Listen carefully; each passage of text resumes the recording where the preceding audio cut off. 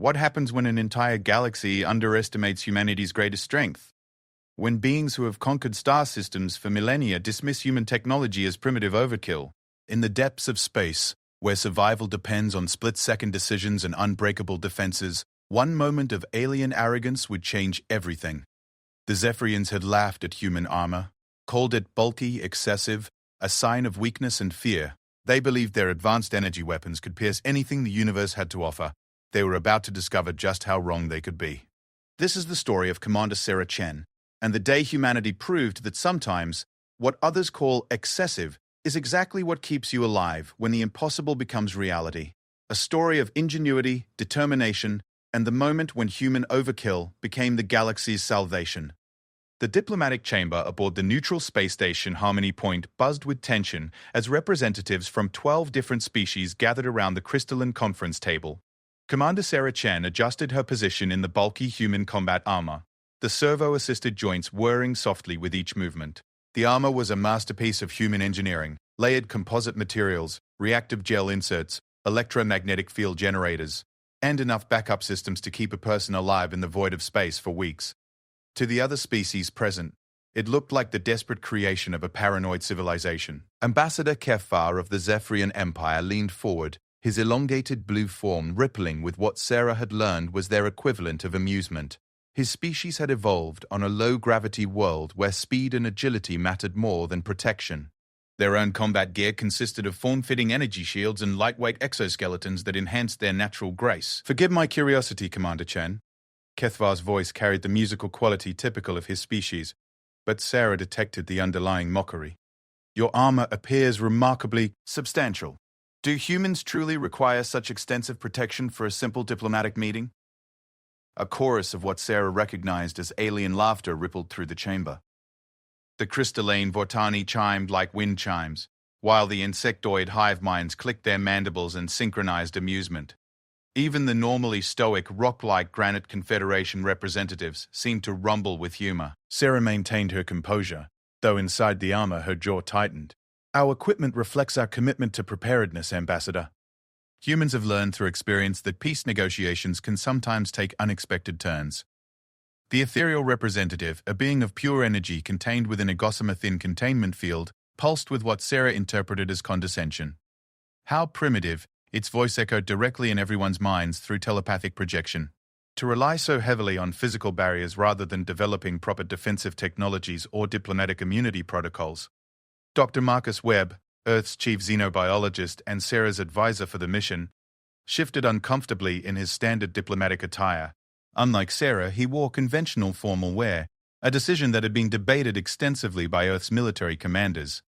The compromise was that Sarah would attend in full combat gear as both protection and a statement of human engineering capabilities. "Perhaps," interjected High Counselor Trixam of the Nebula Syndicate, her gas form swirling within its portable atmospheric container. "Humans have not yet evolved beyond their fear-based survival instincts." Most civilized species develop beyond the need for such crude protective measures once they achieve interstellar capability. Sarah felt the weight of judgment from 12 different species, each representing civilizations that had mastered faster-than-light travel thousands of years before humanity even discovered fire. The Galactic Council had been reluctant to admit humanity as even an observer species, citing their aggressive tendencies and primitive technology. "Our armor serves multiple functions," Sarah explained patiently, activating a holographic display that emerged from her suit's shoulder-mounted projector. The image showed cross-sectional views of the armor's layers: environmental protection, life support, communication systems, medical monitoring, and yes, defensive capabilities. It's designed to keep human soldiers operational in any conceivable hostile environment. Kethvar's head tilted in what Sarah had learned was a gesture of dismissive curiosity. "Any conceivable environment? How charmingly optimistic. Your species has encountered so few truly hostile situations compared to the rest of us. The burning nebulae of Zerion, the quantum storms of the Twisted Sector, the gravity wells of collapsed star systems. Surely your armor would be useless in such extremes?" "Actually," Sarah began, but Kethvar continued without pause. "And the redundancy." He gestured dramatically at her armor. "Layer upon layer upon layer. It's as if humans cannot trust any single system to function properly. Most advanced civilizations develop singular, elegant solutions. Your approach suggests a fundamental lack of confidence in your own technology. The criticism stung because it reflected discussions Sarah had heard in Earth's own military circles. Many human engineers had argued for sleeker designs more similar to those used by other species. The current armor design had been championed by General Harrison, a veteran of Earth's bloodiest conflicts, who insisted that overkill was often the difference between coming home and becoming a statistic. Commander Vex of the Razorwing Imperium, a species that resembled metallic birds of prey, clacked his beak dismissively. In our recent campaign against the shadow pirates of the Void Ring, my soldiers wore nothing more than enhanced flight suits and personal shield generators. We achieved complete victory with minimal casualties. Efficiency through simplicity. The Hive remembers, spoke the collective voice of the insectoid representatives. Their multiple voices creating an eerie harmony. When the stellar plague threatened our colonies, we developed bioadaptive suits that merged with our exoskeletons. Elegant. Efficient. Not bulky like human attempts at protection. Dr. Webb cleared his throat. Perhaps we could focus on the actual diplomatic agenda. We're here to discuss humanity's application for full council membership and our proposed trade agreements. But the aliens seemed fascinated by the opportunity to critique human technology. Sarah realized this was as much a test as any formal evaluation. How humanity responded to criticism and challenges would influence their standing in galactic society. Tell me, Commander, said Councillor Zendra of the Phantom Fleet, a species that existed partially in parallel dimensions. What is the maximum punishment your armor can withstand? Surely there must be limits to its protection. Sarah accessed her armor's technical specifications through her helmet's heads-up display. The armor is rated to withstand direct hits from most conventional energy weapons, kinetic impacts up to several tons of force, temperatures ranging from near absolute zero to the surface temperature of most stars, radiation levels that would sterilize most organic matter, and pressures equivalent to deep ocean trenches on high-gravity worlds. The chamber fell silent for a moment, then erupted in what Sarah was beginning to recognize as alien skepticism. Surface temperature of stars? Kethvar's musical voice carried a note of disbelief. Commander, that's quite an extraordinary claim. The temperatures involved would vaporize most known materials instantly. Perhaps there's a translation error, suggested the Granite Confederation Speaker of Stone, his voice rumbling like an avalanche. Human temperature measurements may differ from galactic standard. Sarah felt her frustration building. I assure you, our measurements are accurate. The armor's outer layer consists of a carbon-based composite, infused with metamaterials that can redirect and absorb thermal energy across a wide spectrum. The inner layers include active cooling systems, thermal regulators, and emergency heat sinks. So many systems, mused the ethereal. So much complexity for such a simple function. Our energy forms simply phase shift when exposed to extreme temperatures. No equipment needed. Not all species have that luxury, Sarah pointed out, trying to keep her tone diplomatic. High Counselor Trixham pulsed with what Sarah was learning to interpret as alien amusement. This is precisely what we mean, Commander. Humans approach every problem with additive solutions. More layers, more systems, more complexity. Advanced civilizations learn to work with universal forces rather than building walls against them. The criticism continued for another hour as the aliens dissected every aspect of human military technology they could observe.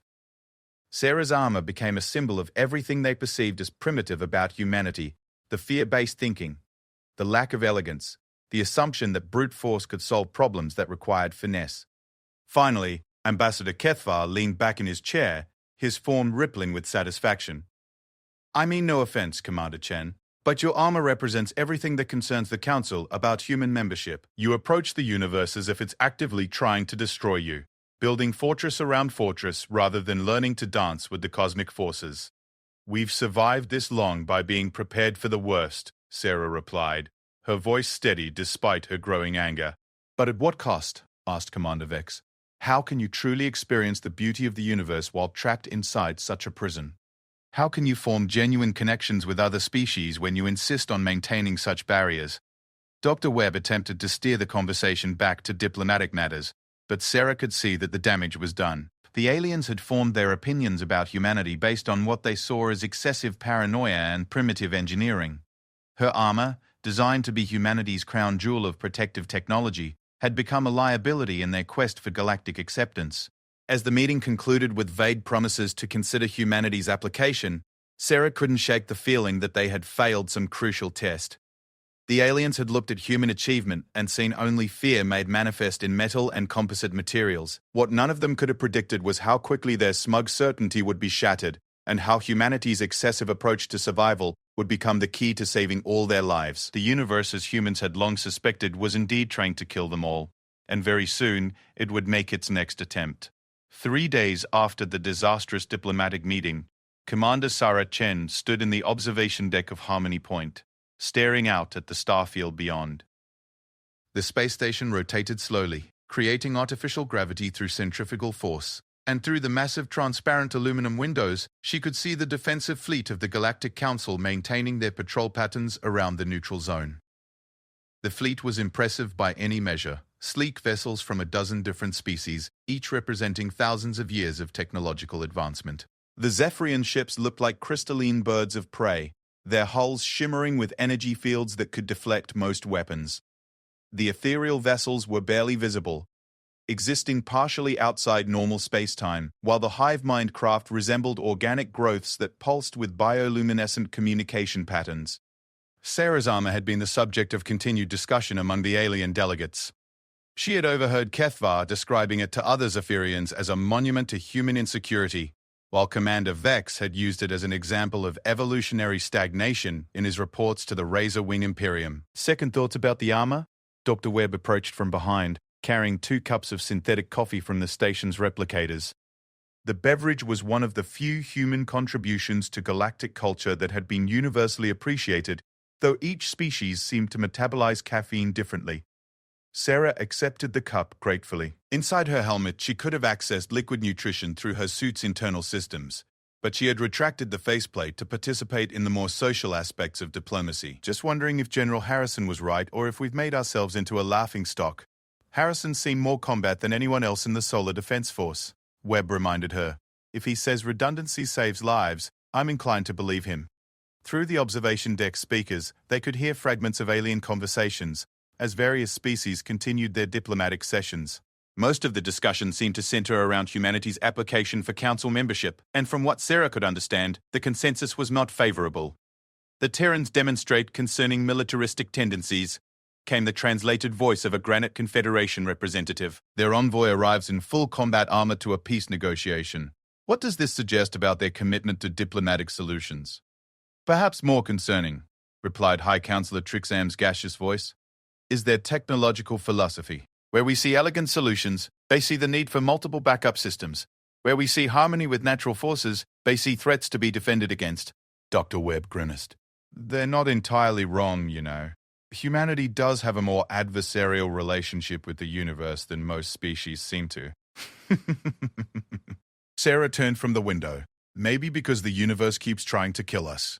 Every species we've met evolved on worlds that were fundamentally more hospitable than Earth. Perfect atmospheres, stable climates, abundant resources. Earth has been trying to wipe out human civilization since we first discovered fire. Ice ages, supervolcanoes, asteroid impacts, solar flares, magnetic pole reversals, Webb agreed. Our entire technological development has been shaped by existential threats that most species never had to face. Their conversation was interrupted by a priority alert that echoed through the station's communication system. The melodic tones were followed by an announcement in standard galactic, "All personnel report to emergency stations. Unidentified energy signatures detected at the system perimeter." Through the observation deck windows, Sarah watched as the patrol fleet began repositioning itself into defensive formations. The elegant alien vessels moved with fluid grace, their various energy fields and propulsion systems creating beautiful light displays against the backdrop of space. "Unknown contacts," she murmured, activating her armor's external sensors. The suit's advanced detection systems began analyzing the electromagnetic spectrum, searching for anomalies that might reveal the nature of the approaching threat. Ambassador Kethvar's voice echoed through the station's communication system. "Council representatives, please gather in the primary command center for situation assessment. This appears to be a routine investigation of unusual stellar phenomena." Sarah and Dr. Webb made their way through the station's corridors toward the command center. Along the way, they passed representatives from various species, most of whom seemed unconcerned by the alert. The ethereals phased through walls, rather than using doorways, while the insectoid hive minds moved in perfect synchronization, their compound eyes scanning everything simultaneously. The command center was a marvel of galactic engineering. a spherical chamber with holographic displays showing tactical information from multiple perspectives. Representatives from each species took positions at control stations designed for their specific physiologies, while a central holotank displayed the current system status. "Report," requested Kethvar as he flowed into position at the Zephyrian command station. Commander Vex's metallic voice responded from his perch-like control interface. Long-range sensors detect massive energy distortions at the system's outer edge. Configuration suggests artificial origin, but the signatures don't match any known technology. The holotank zoomed in on the area of disturbance, showing what appeared to be tears in space-time itself. Crackling energy patterns danced across the void, and as Sarah watched, she could see the fabric of reality rippling like water. "Dimensional incursion," diagnosed the Phantom Fleet's Counselor Zandra, her partially phased form flickering with concern. "Someone or something is forcing entry into our reality from parallel space." High Counselor Trixam's gaseous form swirled with agitation. "The energy levels are unprecedented. Whatever's causing this disturbance possesses technology far beyond current galactic standards." Sarah's armor sensors were providing her with additional data that the alien system seemed to be missing. The electromagnetic signatures showed patterns that matched theoretical models of weaponized dark energy, something that existed only in humanity's most advanced theoretical physics research. Commander Chen. Kethvar's musical voice carried a note of reluctant respect. "Your armor appears to be detecting additional information." "Would you share your sensor readings with our tactical display?" Sarah hesitated for a moment, knowing that revealing too much about human sensor capabilities could compromise Earth's strategic position. But the growing energy signatures suggested a threat that transcended political considerations. "Patching through now," she said, interfacing her suit systems with the station's network. The holotank immediately filled with additional layers of data: quantum flux measurements, dark matter displacement patterns, and gravitational anomaly readings. The alien representatives fell silent as they absorbed the implications of the human sensor's superior resolution. Sarah's armor was detecting energy signatures that their advanced civilization-spanning detection networks had missed entirely. "Impressive sensor suite," admitted Commander Vex, though his tone suggested he was reassessing his previous dismissal of human technology. "These readings indicate whatever's approaching isn't just entering our reality. It's actively destabilizing the quantum foundations of local space-time."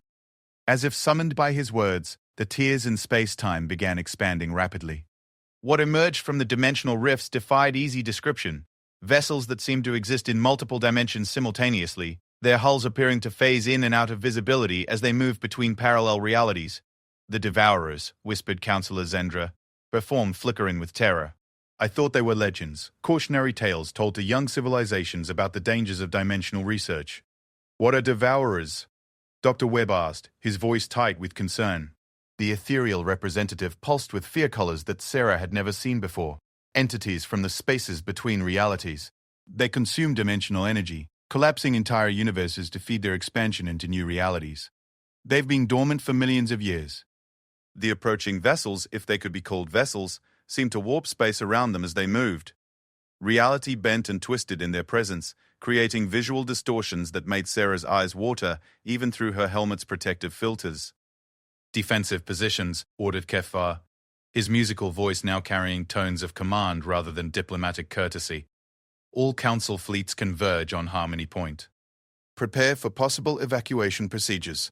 Through the observation ports, Sarah watched as the beautiful alien warships moved to intercept the approaching threat. Their energy shields glowed brighter, their weapon systems charged to full power, and their elegant formations shifted into battle configurations that spoke of thousands of years of military experience. The first Devourer vessel that fully materialized into their reality was roughly spherical, but its surface constantly shifted between dimensions, making it impossible to focus on directly. When the Zephyrian fleet opened fire with their most advanced energy weapons, the beam simply passed through the creature as if it existed in a slightly different phase of reality.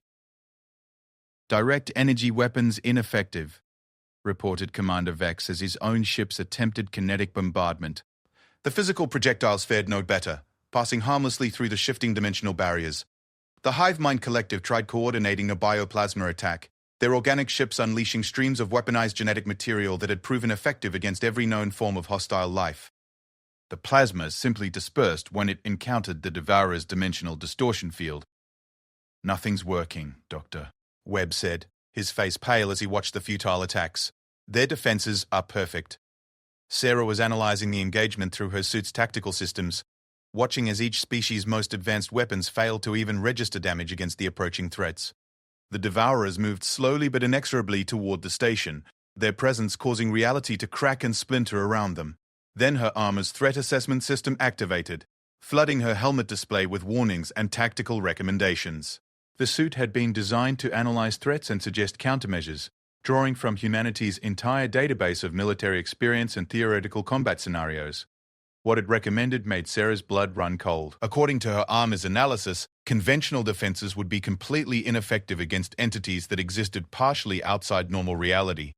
The only possibility for survival lay in approaches that no sane military planner would normally consider. Approaches that other species would call excessive, paranoid, and desperately overcomplicated. As the first Devourer reached the outer defensive perimeter and began feeding on the quantum energy of the defending ships, causing them to simply fade from existence, Sarah realized that humanity's primitive approach to survival might be the only thing standing between galactic civilization and complete annihilation.